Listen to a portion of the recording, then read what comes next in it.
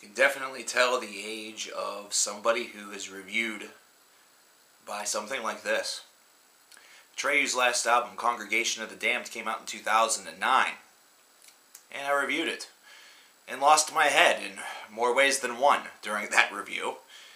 But here we are in 2015, talking about Long Live, which is the supposedly long-awaited comeback album of Atreyu. I say that for many reasons.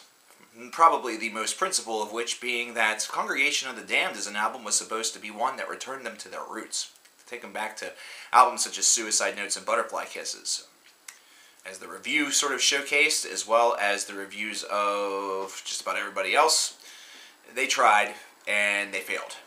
So Long Live comes, and my first question is, what the fuck took you 6 years? I understand that things happen. I understand life happens. I understand kids happen, and that's definitely understandable. But 6 years, well, they're on a new label too, Spine Farm. So all of these different things, what does it really add up to? Does it add up to a better album? Does it add up to some new tricks? Or is it still the same old Atreyu? You win some and you lose some in this particular debate, because here we go. Long Live, a 12-track affair, clocks in at 47 minutes and 3 seconds in length.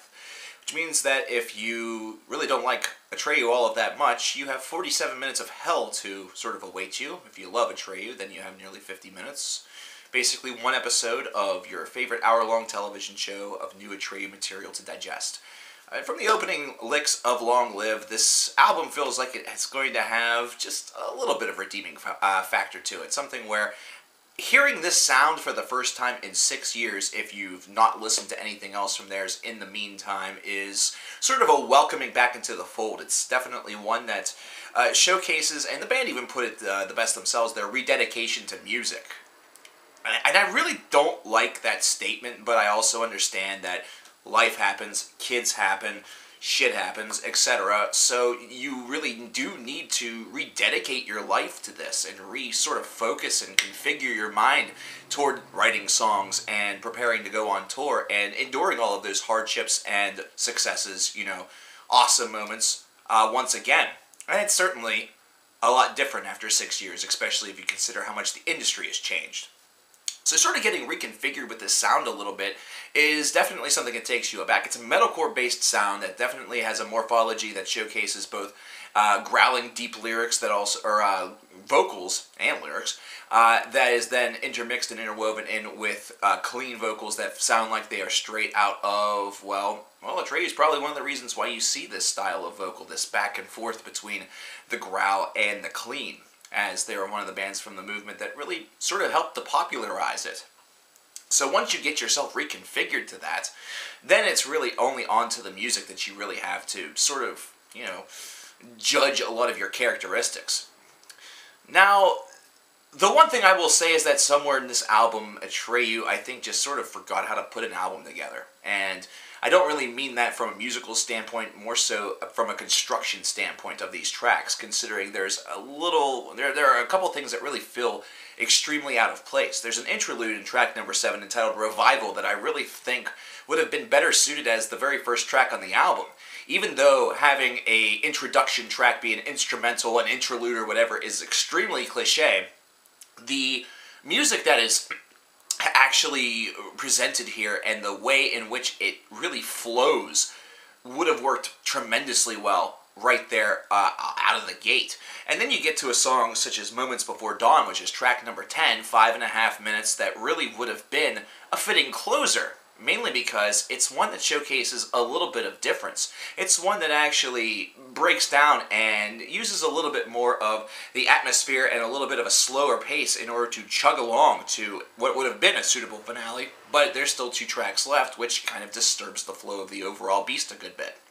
This is one where that occurs quite often. It's a bit disjointed and feels a bit off-putting based around that idea. It just seems that some of these tracks just don't make sense following one after the other. I also have to say that there are some Atreyuisms that, unless you are a huge fan of the band or a huge fan of the style, you never really get past, such as I would kill, lie, die for you. which is a track that I think many people will criticize based around Atreyu's past, but I have the sneaking suspicion that it has something to do with one of the band members becoming a father, and maybe showcasing and reinforcing love of family through this track, as opposed to it being just another one of these efforts that seem to come from bands of this variety, or did whenever the whole style was popularized in the 2000s.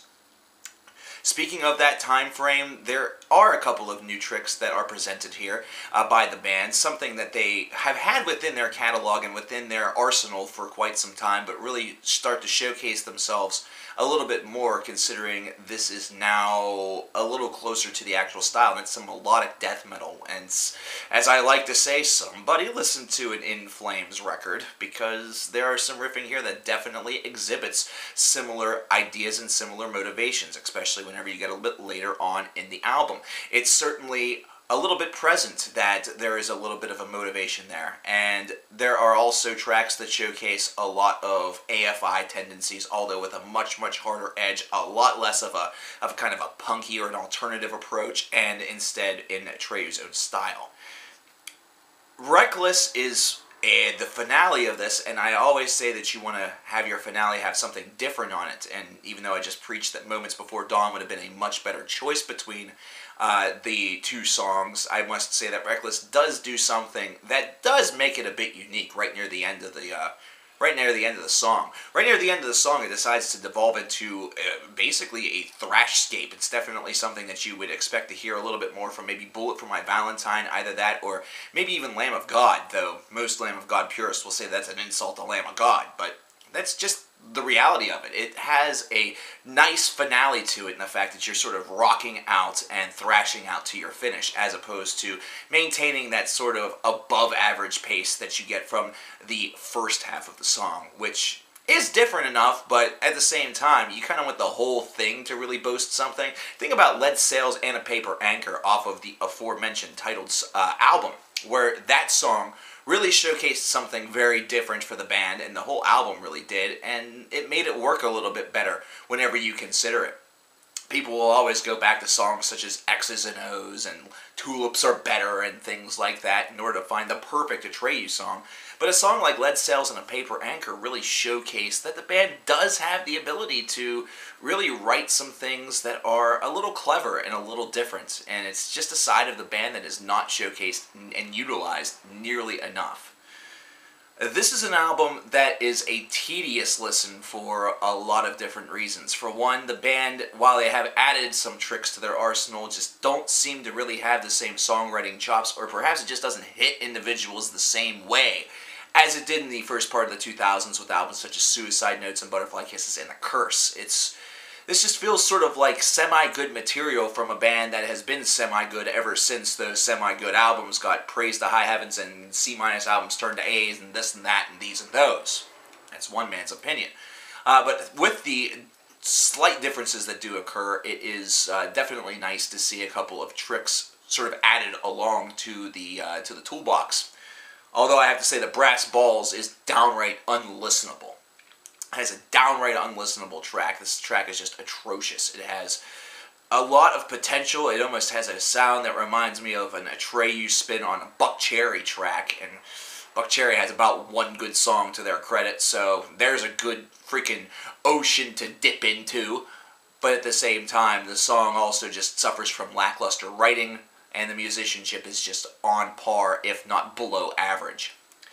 But based around this Atreyu album is not the worst thing that they've done with their career. I would not, however, consider it to be a groundbreaking hail back to the days of old. In fact, I just don't think that writing style is within their blood any longer. It's a 74 out of 100 album, which definitely showcases that they have improved, apart from Congregation of the Damned, which got a much lower score than that and caused me to lose a fucking skull.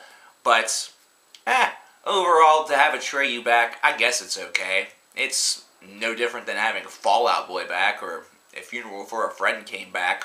Actually, I'd be more excited about that, because they were actually pretty good. I want to know what you guys think about Long Live. Are we going to be saying Long Live Atreyu, or are we just going to be saying Atreyu is dead? Thank fucking God. Let me know in the comments below. Let me know what you think about this album. I am CoverkillerNation, and if you want to see me lose a head, There's been a link the whole damn time. Go watch me lose a head and be ridiculous. It's pretty funny, and I was young. Youth. It's wasted on the young. Much like good songwriting sometimes.